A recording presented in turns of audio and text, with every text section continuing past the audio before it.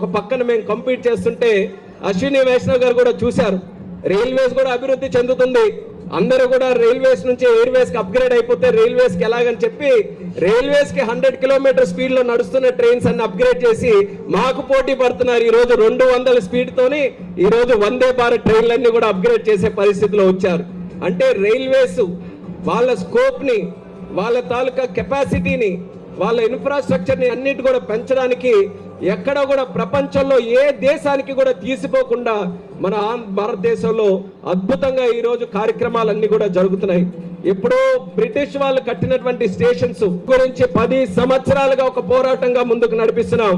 ఈ రోజు అన్ని రకాలైనటువంటి డబుల్ ఇంజిన్ సర్కార్ ఏర్పడింది.